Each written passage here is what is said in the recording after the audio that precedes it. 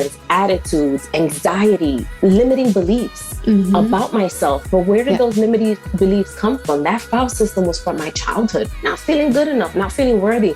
My trauma was impacting my ability to soar. That's Jamilly Whitfield, and this is the Powerful Ladies Podcast.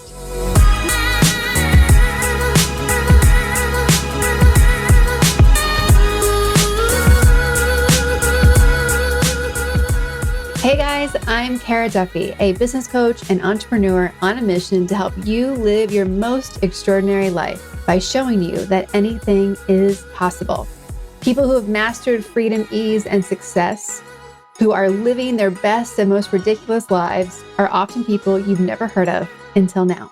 Today's guest, Jamilly Whitfield, is one of my new favorite humans. She's running full speed into transforming her passion into her own business. She's a clinical social worker, a podcaster, an author, a speaker, and a coach. And she's here to help you step out of your trauma and into your best life. You're guaranteed to be inspired today.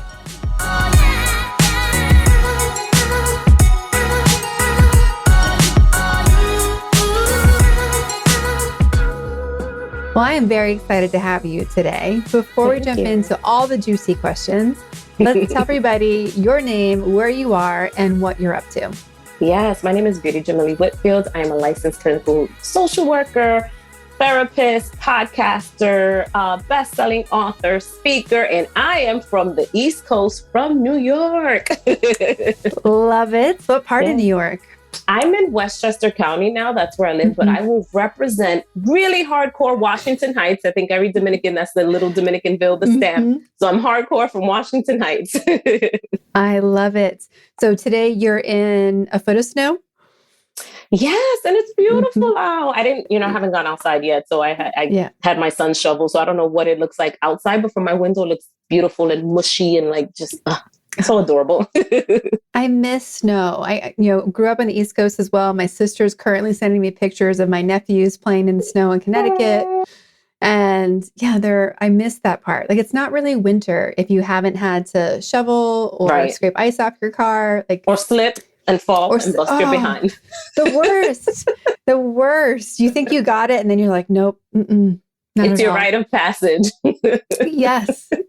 I had a little moment the other day where I drove back east for the holidays and I realized I don't own an ice scraper. I was like, since when did that happen? And I was like, I have to go and buy one. Like, this is crazy. I think you should.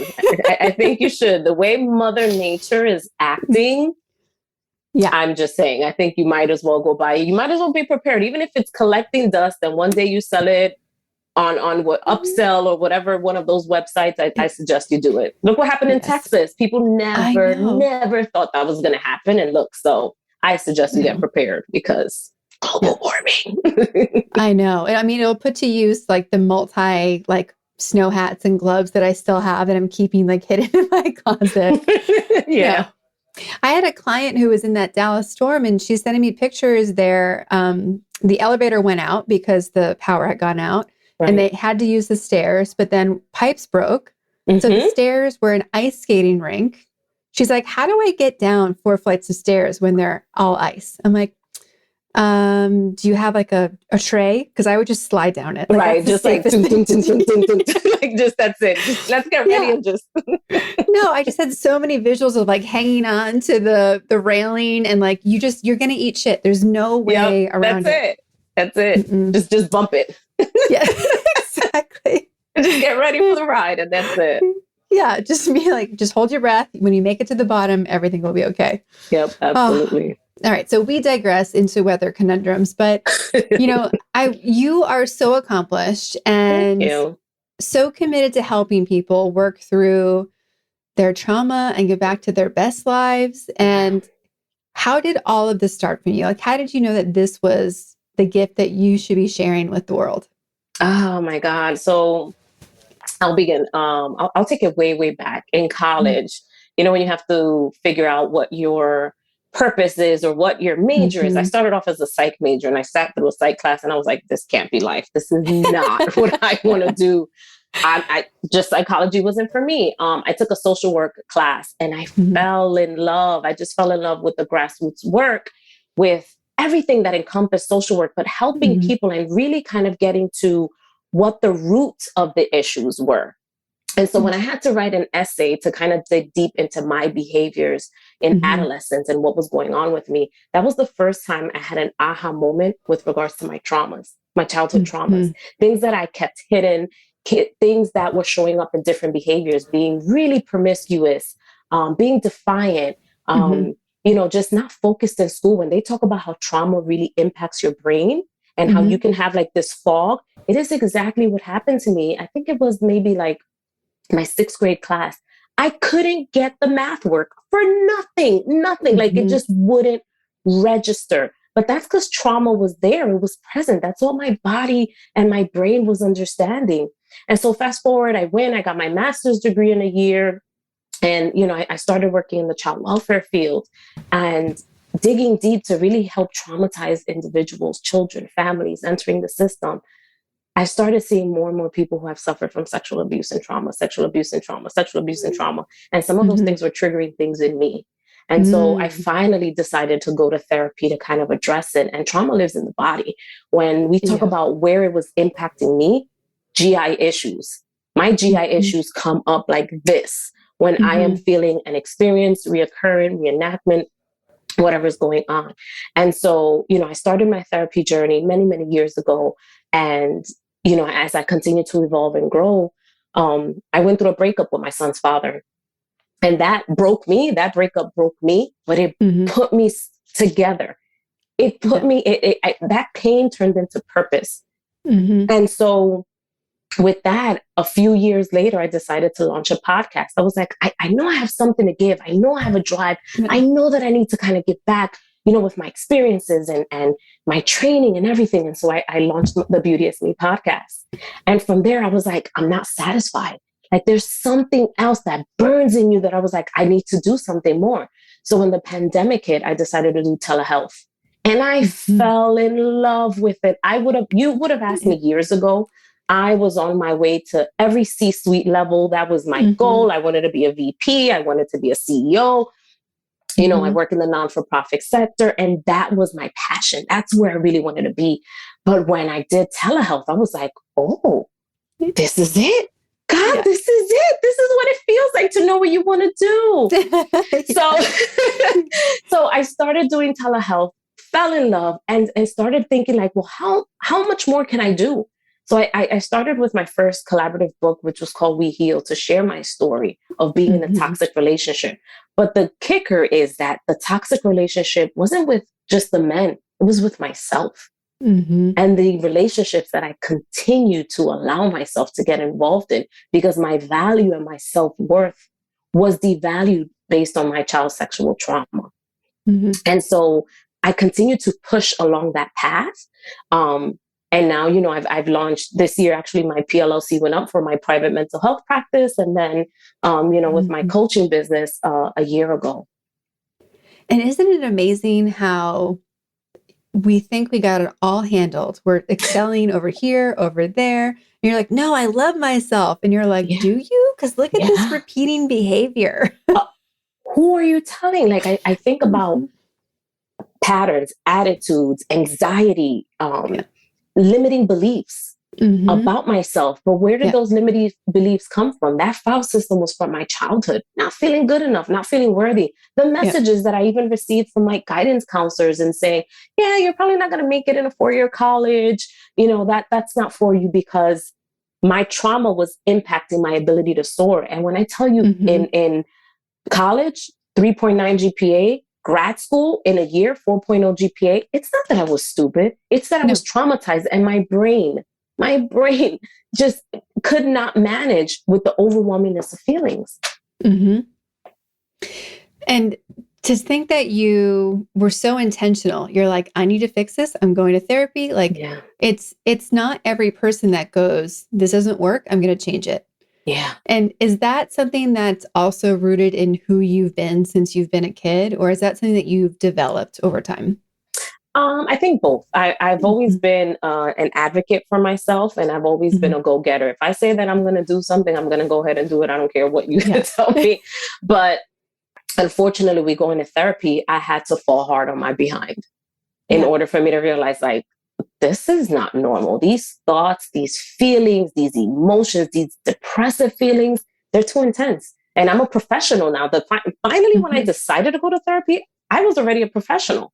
And I wasn't realizing how my baggage just showed up everywhere, including in my parenting, and how removed I was in certain areas because my son was a boy and I didn't want to relive some traumas and I didn't want to do certain things. So I had to be like, all right, these thoughts are not normal. You need to go to therapy and address this ASAP. I have a friend who says that she does all the personal development and therapy she can, only to make sure that her daughter doesn't repeat it. Yeah, it's important. It's important because if we look at, I'll give you a quick example. My mom, I know she suffers from underlying depression and anxiety, but in the Dominican culture, the Latino culture, it's like, it's shunned. It's you not talk about it, you pray about it, and that's it. But I remember my mom, she worked, my dad worked, 5 of us. She would come home and have these migraines and go to bed for days at a time. And I didn't get the affection, the attention that I wanted. And I remember sitting next to her in the bed, just doing whatever I can to care for her so that I can have some attention with her. My mom didn't know that she was intentionally neglecting me. She didn't, because she was going through her own stuff. We look at generational traumas and how that's passed along. And it got to a point when I suffered a lot from migraines, but I found myself in bed at a few points with my son when I became a single mother. And something shifted in me where I stopped myself. I said, I can't do this because I remember what it felt like. I remember that pain, that void that I felt, and I couldn't do it to my son. Well, and the generational trauma is such a new thing, right? And people looking at it and studying it. And I even read an article the other day about people who are studying, is it in our DNA? It is. Which, like, that's crazy to me. So please, like, can you expand on that for everyone listening? Because I have no idea. Besides the article.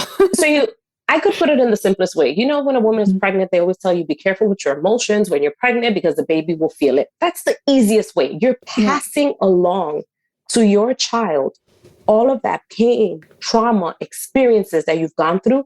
Now, could you imagine how it flows through each generation when it's unhealed? Each maternal wound that's going on and next.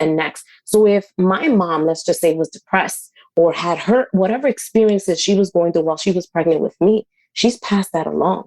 And it's easy to see, like, if there's studies with infants that when the mother is depressed, the infant comes out depressed. When there's that disconnect with parenting, you don't show them your facial expressions, everything that an infant needs from the beginning, it is connected. And now how that infant grows up and they manage their emotions, if it's a female, passes it right along. That's the easiest way to connect it as far as like DNA. And is it something that comes only from your maternal side, or is it also genetically from the paternal side? It can be genetically from the paternal side. I will share my paternal side of the family there's alcoholism. I had an uncle, my father's brother passed away of cirrhosis of the liver. His other brother died by suicide, was alcoholism, ran in the family. I had a cousin, my dad's first cousin, alcoholism. And then when I started paying attention to family parties where you used to think as a kid, yeah, everyone is fun. Now you look back and you're like, you gonna keep drinking? You're not done yet? Okay. You start seeing that it's like, it's passed down. I have a cousin from my dad's side of the family where drinking is her thing. She's functioning alcoholic, but it's seeping out. But it's because genetically she inherited that from her dad. I know we have people talk about having tests, right, to be a parent. And when we look at all a license, a permit. Right. And like, imagine that test if we really did it with what we know today, right? There'd be not just, getting DNA tests of like, what's your genetic issues, but like, what are your emotional ones? What's coming up? Like, we don't think about you think about creating children from like, oh, we're going to have a family, not from, oh shit, I'm going to pass on all this bullshit that nobody wants to deal with. Oh shit. Exactly. Mm-hmm. Exactly. Yeah. We don't think about it. I mean, unless you're super wealthy and you're getting a surrogate or you're, you know, getting some eggs or whatever, where you can select and check their background. Hey, then maybe that way you're putting it through. But you know, you might have slept with the next one and had an oopsie moment and you just didn't know all the things that was going to come free flowing. So yeah. There's a lot more to worry about than do you have a job and do you have a bank account? Right. Exactly. And what's your credit score? Exactly. Well, they have that app now. It's like a dating app in Japan where like it's like your credit score is part of what's shown. Get out. Yes. It's crazy. Mm-hmm. I didn't even know that existed, but am I surprised? No. I mean, plus it's like a completely mostly nonsense way to view if you actually have any money, but that's fine. Right. I mean, you can not have money and still have an amazing credit score. Yeah. It's you just pay all your bills on time, right? Yes. As a business owner, it makes me crazy. You know, I've now been in business long enough where it's not an issue anymore. But the first couple of years, they're like, oh, well, you don't have any income. I'm like, no, but I have money. Like, can I still buy this? Can I still rent this place? They're like, no, you don't have an income statement. I'm like, it's so backwards. Yeah. Wow. Anyway, I'm taking that as a mental note as a first time business owner. So I'm taking that as a mental note. Yeah. I mean, there's of course lots of ways around it, but it's frustrating that entrepreneurs and small business owners have to jump through more hurdles when often they're the most responsible because they're watching it like a hawk. Like their life depends on it. Money. Right. Exactly. Right.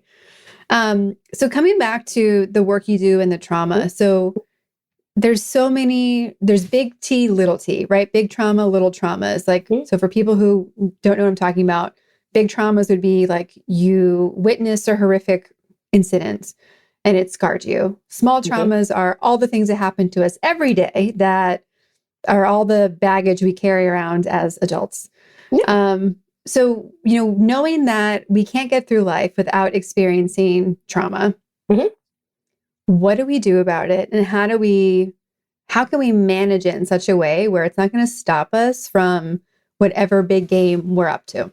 Yeah. The first thing is self-awareness and you recognizing that something has happened to me that's impacting me. And now I'm feeling these deep emotions. When you reach that self-awareness point and not, you know, sweeping under the rug. Now, here's the thing with sweeping things under the rug is that you can get to the point where it is your coping skill. It is how you've survived. It is how you've remained resilient by sweeping things under the rug, because that's the only way you're able to get through it. But it starts trickling down and seeping out in different areas, whether that's your finances, work, relationships, how you take care of yourself, how you view the world, etc.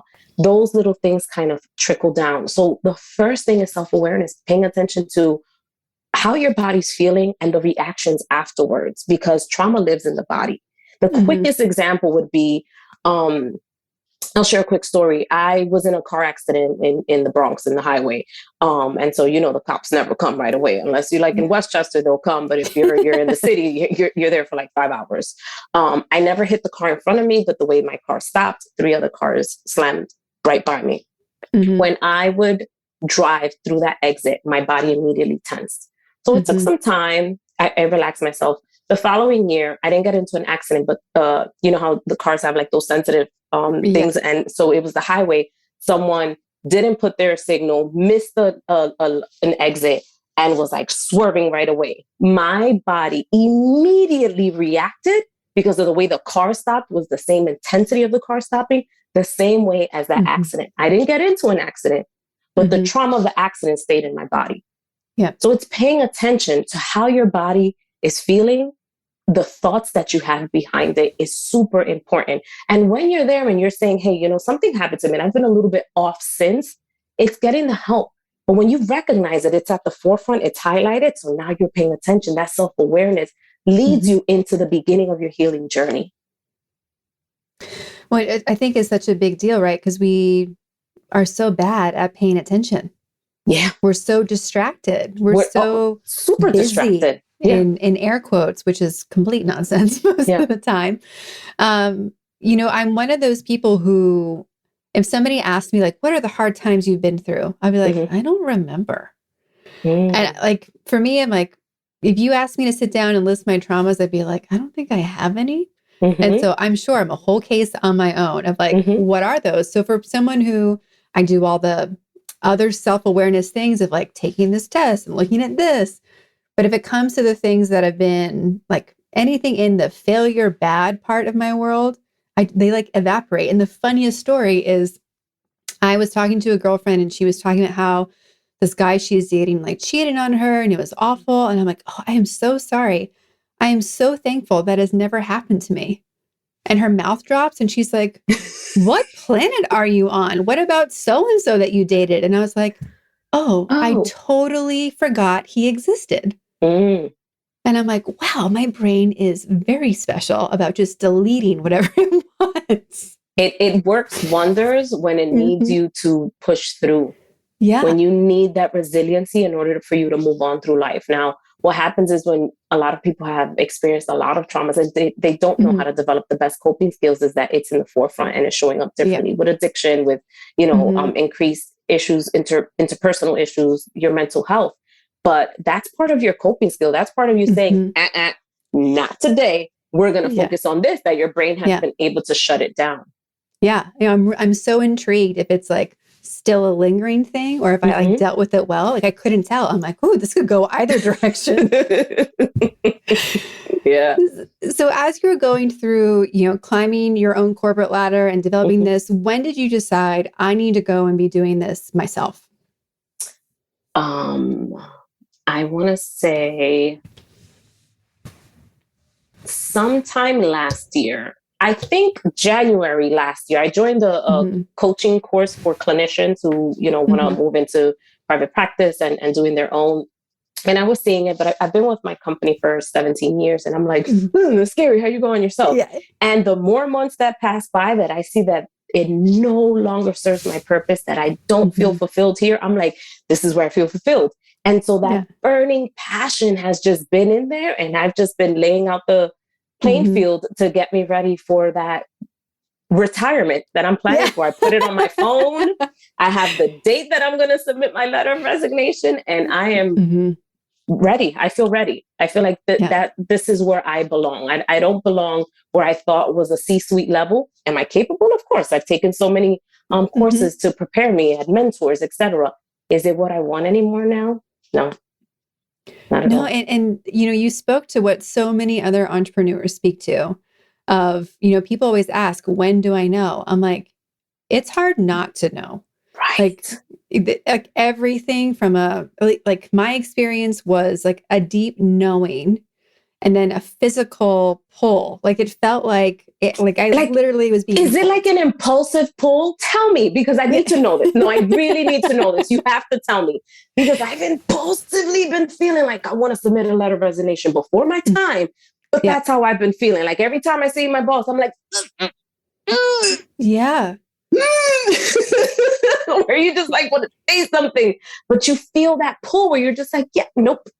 Can't do it anymore. I changed my LinkedIn profile. Like I focused on my business. I put owner, Beauteous Mind, LCSW, PLLC, and all my posts have been centered around my business and this and that. And it's like, and, hey, listen, of course, there's people who follow me that are from my organization, but I'm just like, this is my passion. This is what makes me happy. It's not me rebelling. It's, you got that aha moment. Yes. A true aha moment.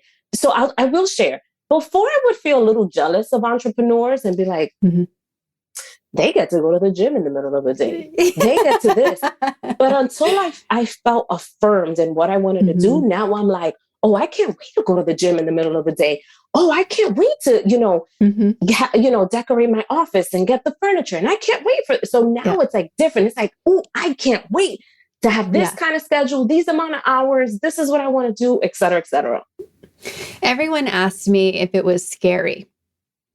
Right. Because we're so afraid of so many things, making any big life change, but that one in particular.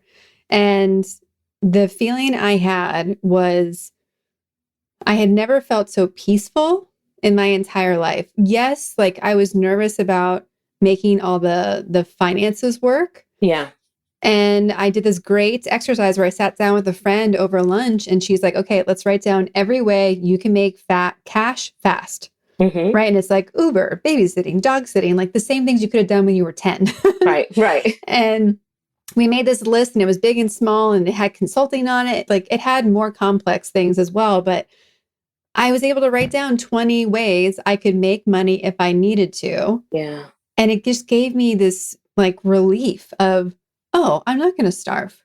Right. And once I got through that, like managing your own business is so much easier because there's none of the politics, there's none of other people's drama, there's not we red waste tape, so union, much time, supervising staff, different employee drama, this and that. It's like paperwork. Yeah. So you suddenly realize, people looked at me like I was crazy. Like, how are you doing this much stuff? Yeah. And I'm like, yeah, but I'm not doing all the bullshit anymore. Like, It's just me getting up and being like, what are we going to get done today? Right. And it took a while for me to feel okay to like do something during the day, like go for a walk. Not because I was like, ooh, I shouldn't do that, but more that like I was working 7 to midnight at the beginning because I was so excited and just wanted to. It was like this whole surge of creative energy that I was like, no, I have to just keep moving right now. Right. And even still, I really, as much as I coach people to find the balance and stop working at a time and really get into that thrive zone. Mm-hmm. Sometimes you have sprints where you're like, I got to just do all this now. Yeah. And that's how I feel now. I have my full time and I have I just took on 2 more therapy clients yesterday. I had 2 consultation calls and I signed on 2 more people. And I was like, what in the heck did you do? Okay. Yeah. But you know what? I have to get my numbers up. I have to, do what I have to do so that it is a successful transition. I shared the transition with my mom this morning. She was like, why? Because our parents are used to that paycheck, that job security. And just like you and saying, well, yeah, I know there's other ways. Listen, I'm licensed. They can hire me to do consulting. An organization can hire me just to supervise social workers or to do their audits or, like whatever I can freelance my way and be like, hey, do you need an auditor? Because that's the geek side of me. I love policies and audits. I'm like, hire me for that, if things come to that nature. But I've just never felt just ready and impulsively ready. So I've had to sit in prayer and meditate about it these last couple of evenings. Like, all right, God, I know I'm feeling impulsive. I don't want it to be me, the Leo side of me. I just want to make sure that this is the right thing. Well, and there's a great quote that someone said in a couple podcast episodes ago of, God or the universe will first like tell you as a whisper, and then they'll like hit you with a feather, and then a brick, and then a train. Yeah. So I tell entrepreneurs like, I don't want the train. I don't want the train. He's given me the train before and the brick. I do not want the. I'm just making it loud so that he can hear me publicly and online. I don't want the train. The other thing I tell people too is, it's especially because of the financial part, and healthcare is the other key part where people really try to strategize the transition period. Yeah, the health insurance. I'm trying to do my research. Like, well, what can I sign up for? Is it Obamacare? What is the care now? What is it called? Biden care, Obamacare, whatever care. I need something. And like, everyone's like, oh, like I've even had people in my group be like, should I go back and get a real job for the healthcare? And I'm like, no, go get another client and just know that client is paying for the healthcare. Yeah. like it's so when we start thinking about looking at what we need to spend money on to keep our life going, you just look at, okay, how many clients do I need to meet that goal? That's goal number 1. Okay, then what do I need for goal number 2? And I have it so planned out. I'm like, this is the amount I need in case I have cancellations. This is what I need so that it can offset and I could still be a little bit balanced and I could pay the bills. And this is what it's going to cost me. So now I have to like recrunch my numbers because my son is going to college in September. So I'm like, congratulations. Thank you. I'm like, I need to count those numbers, tuition and this and that. And like whatever the health insurance cost is going to come out to. So I have to recrunch numbers and then be like, okay, Ready to not be so impulsive, but ready. Yeah, exactly. And I think the best thing people can do who are service providers is move to a recurring something or bulk purchasing as fast as possible. Because even for therapy or counseling sessions, like how can people buy a pack of 12? Yeah. How can people buy things where the dollar number is higher so you can have more consistency? Because the scariest, once you get people saying yes, then it becomes this whole like, I got to sell all the time. And it's like, well, if you're selling all the time, you can't be doing what you really want to do all the time. Right. We just had this, we're kicking off the topic this month in Thrive is like momentum, which I taglines, get the money, honey. Yes. And exactly. But it's like, we think we have to sell all the time. And I think we have to share all the time because we never know who's going to be looking for us. Right. But like, let's sell at the beginning of the year and the beginning of the month, and then let's forget about it because we did it. Yeah. You know, like I'd rather hustle once a week of a month or once a month of a year than all the time. That's my goal. That's my goal. You're speaking to my soul. Absolutely. I love it. So, obviously you have gotten here based on having, mentors and leaders and a community that's gotten you here. Who are some people who really stand out in that list of, your support system that have gotten you here? So I was just thinking about it today, washing the dishes. I was like, damn, I have a lot of friends who I don't even know, but I've met them virtually throughout this pandemic. Like I can call and reach out and be like, hey, can I pick your brain on this? So, there's a few I've met. This really great coach, her name is Zialat Lopez. She has a brand called the Vita System, and it's coaching therapists on how to branch off into your own private practice or coaching business. So her program is amazing because it gives you all the tools, techniques, and materials. You go at your pace. I haven't finished the program, but I've taken the bits that I've needed. I will tell you that it's given me a lot more courage to step outside the box, to plan, to figure things out. I am having my very first virtual summit on the 22nd of this month. Like it's something I would have never imagined myself doing. And now that I see it, today is like, it went live, the link, I'm like, this is me.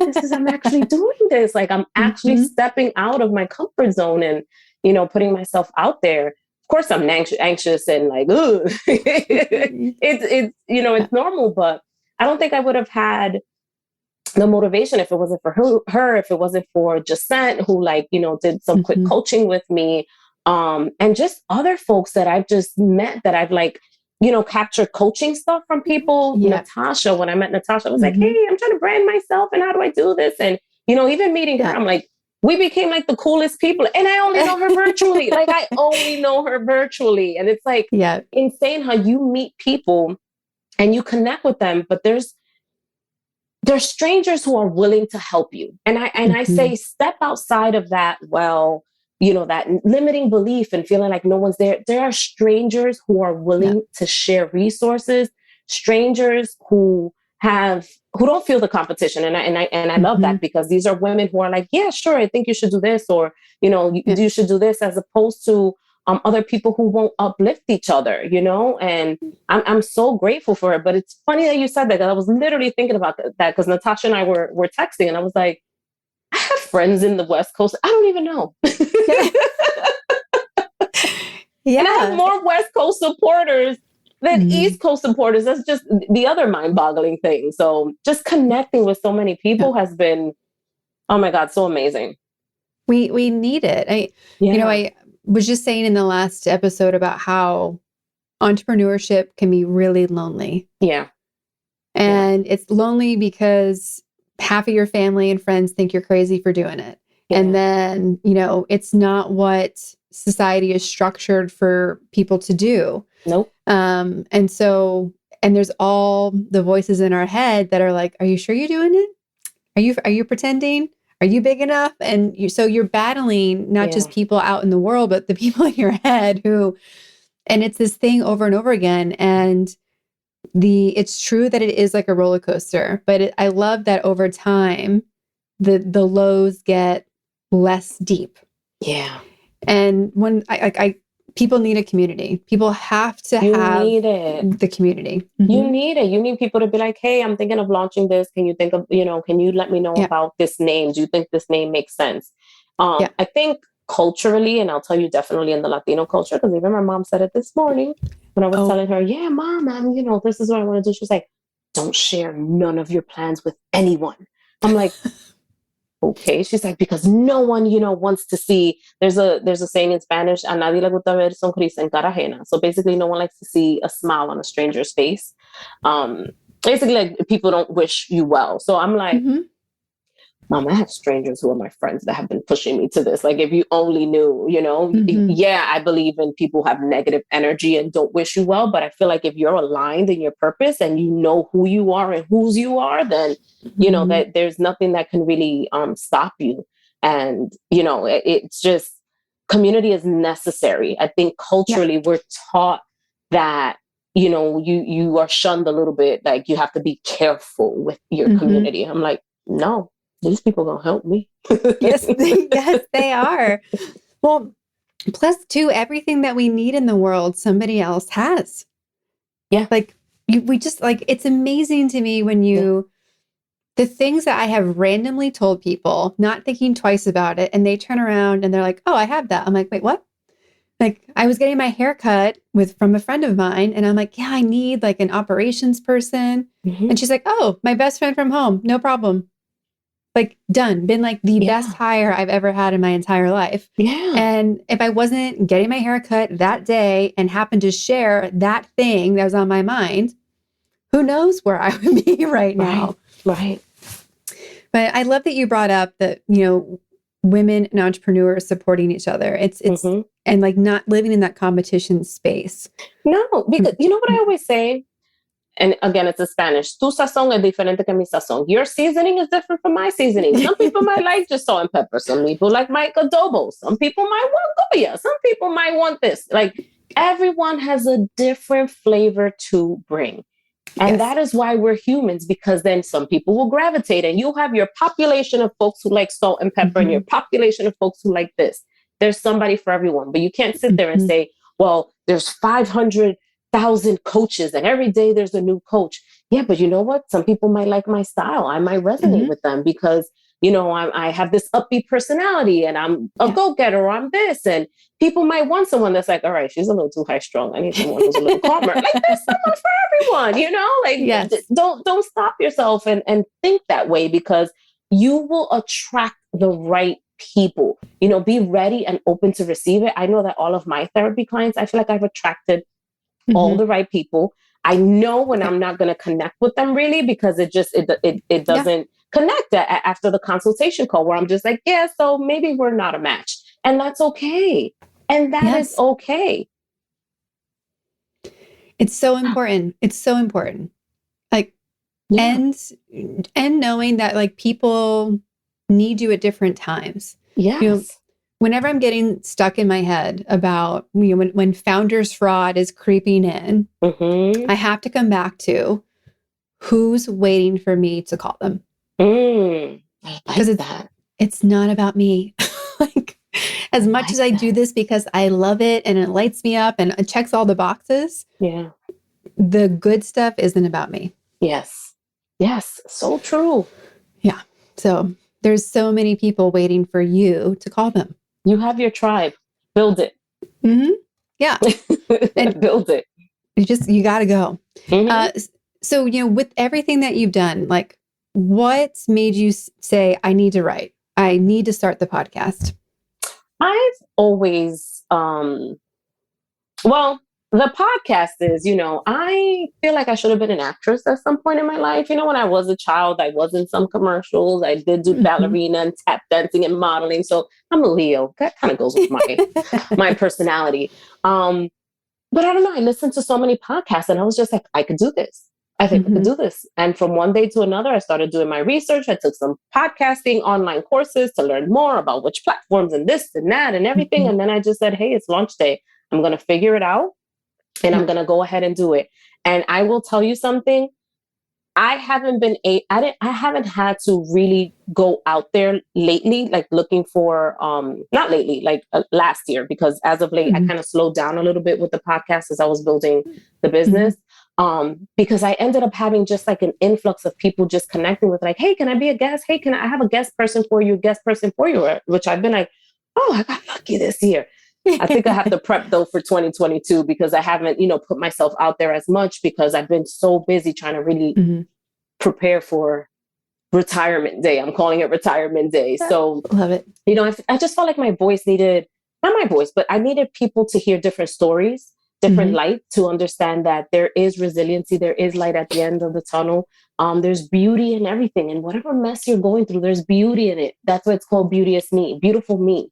Now you're beautiful no matter what in the inside out. You don't have to live by this structure that society puts on us, whatever baggage and no matter what you've experienced, you can always come out. There's light at the end. And so that was the premise of starting the podcast. And then writing, my friend had written a book and I went to the book signing and I was just like, I think, I'm interested in sharing my story. I'll tell you, when you do have to share your story about whatever traumas, it can get intense when you're sitting there and you're writing. You're just like, I'm going to put this out there and people are going to read that I was, a little promiscuous back then. But, you think about who you are as a personality now. You're just like, I can't act upbeat anymore because people are going to be like, I know what you were doing in teenage years. So, just sharing my story and sitting there and doing it and being like, I did it. Wow. Then I was asked to be a part of another book series where we hit #1 bestseller on Amazon. And I'm sharing my story. And then I had, another person reach out to me that was like, hey, do you want to be a part of this book collab? I was like, wait, hold on to me. I need to prepare for retirement day. So give me a second. But I just wanted to share my story to give light and hope to people, because there is light and hope for everyone, despite whatever adversities you face. There so is. And there's two main things I hear in what you just shared. One, whenever you take action, the universe is like, more, please. Yeah. We need more of you and more of you and louder, please. Yeah. So that honestly like makes my heart feel so good when like you get to see that you're like, I'll try it. And then they're like, how about 10 more? And I know. Like, you're just like, I need to prepare for retirement day, guys. All right.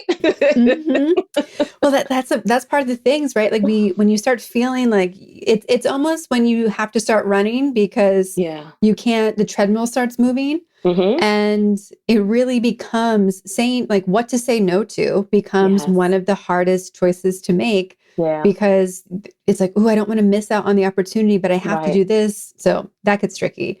It does get tricky. Yeah. But I love that you said, you can make your life whatever you want it to be. And I'm like, why doesn't everybody know that? They don't, because we live in a cookie cutter approach.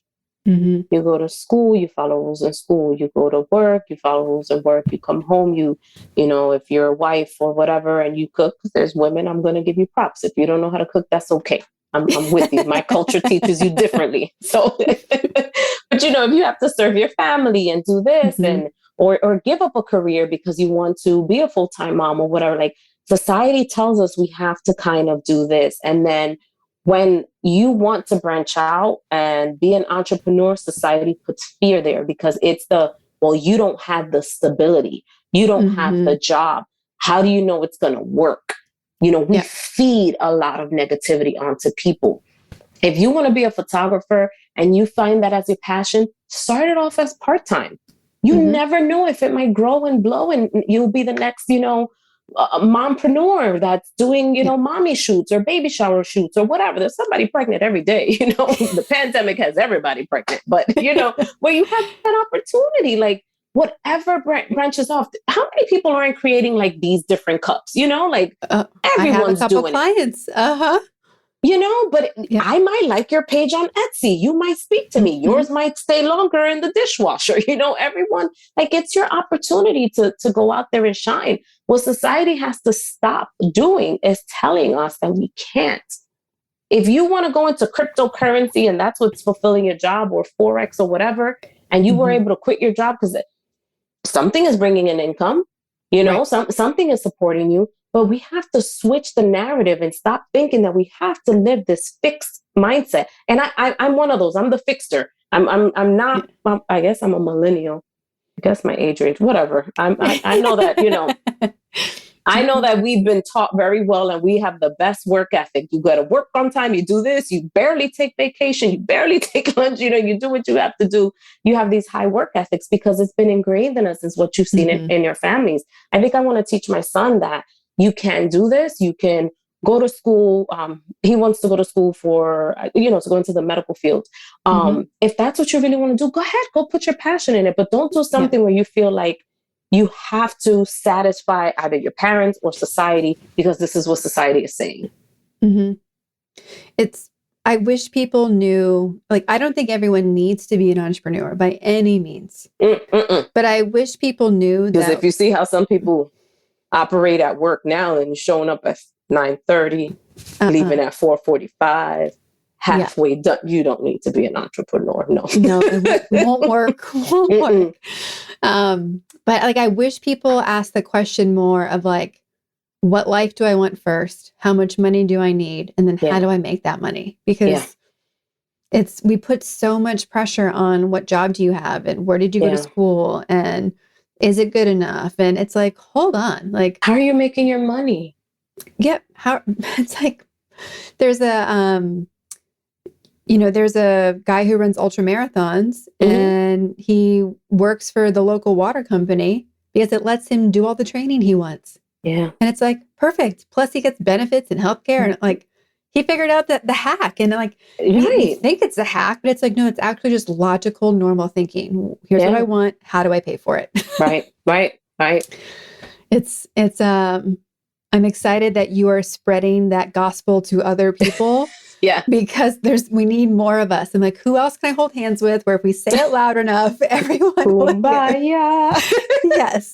Makes me think of everyone around the tree and the Grinch. Yes. Just going around. So obviously 2022 for you has your retirement date coming up. It has your coaching program. You're taking private clients. What else are you really excited about for this year? My virtual summit. Oh my God. I'm so super excited about it. I'm going to continue to plug it in January 22nd, 2022, 1/22/22. The number 222 just spoke to me, but just so super excited about it. It's my first summit. It's about, it's a free summit, free, capital word, free. Love it. It's a free summit and it's your year to break through.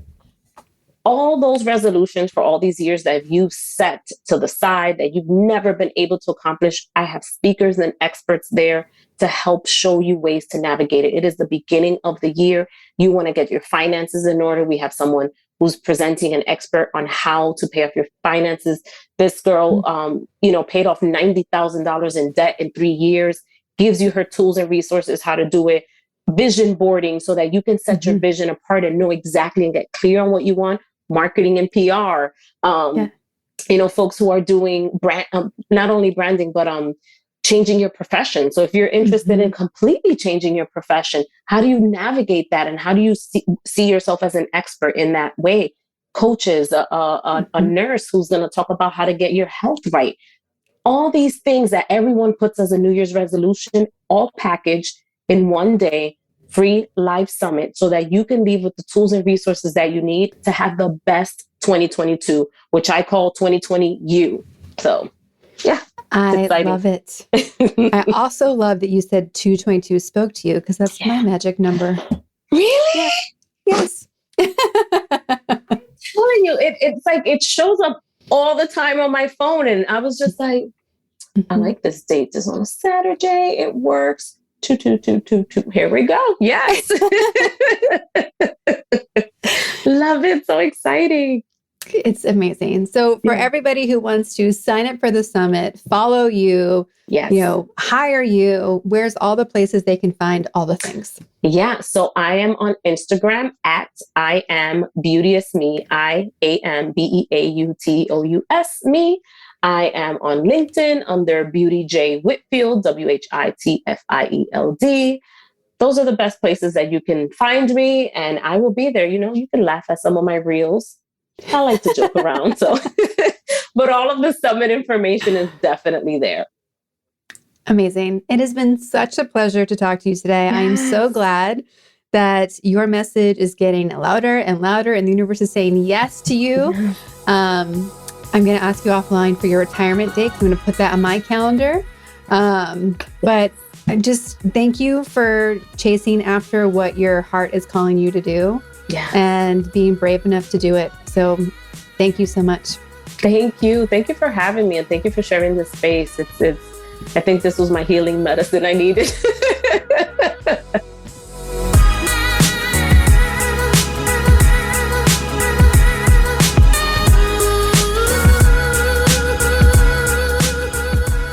All the links to connect with Jamilly are in our show notes at thepowerfulladies.com. Please subscribe to the podcast wherever you're listening and leave us a rating and review. They are so critical for podcast visibility. Thank you. Come join us on Instagram at Powerful Ladies. And if you're looking to connect directly with me, visit karaduffy.com or Kara_Duffy on Instagram. I'll be back next week with a brand new episode. Until then, I hope you're taking on being powerful in your life. Go be awesome and up to something you love.